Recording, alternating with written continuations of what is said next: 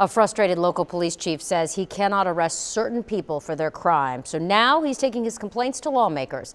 ABC Action News reporter Isabel Rosales explains his answer to keeping your family safe.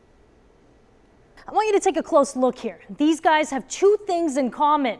They were both charged with lewd and lascivious acts in front of somebody over the age of 16, but they weren't jailed for it under state law. Treasure Island police say this 17-year-old girl is running away from a man who just exposed himself. It's pretty creepy to have somebody in your neighborhood, accosting and flashing young girls. But 23-year-old Joshua Banks only went to jail because of an attempted kidnapping charge, not for exposing himself. Reasonable people expect something to be done. This is not an accepted norm for society. And when somebody's doing that, you would think it would be immediately an arrestable offense. But lewd and lascivious acts in front of someone 17 or older is not an arrestable crime.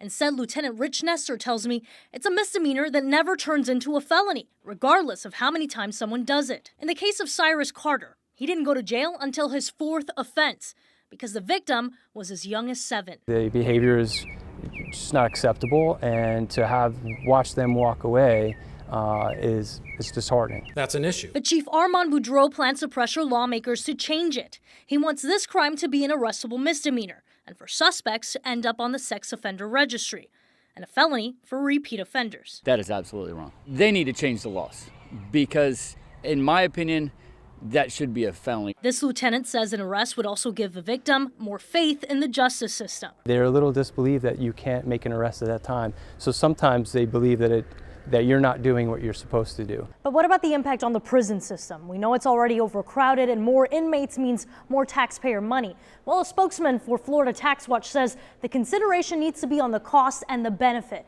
If law enforcement and lawmakers feel increasing the penalty will reduce the behavior, it's worthwhile for taxpayers to invest in any potential added costs.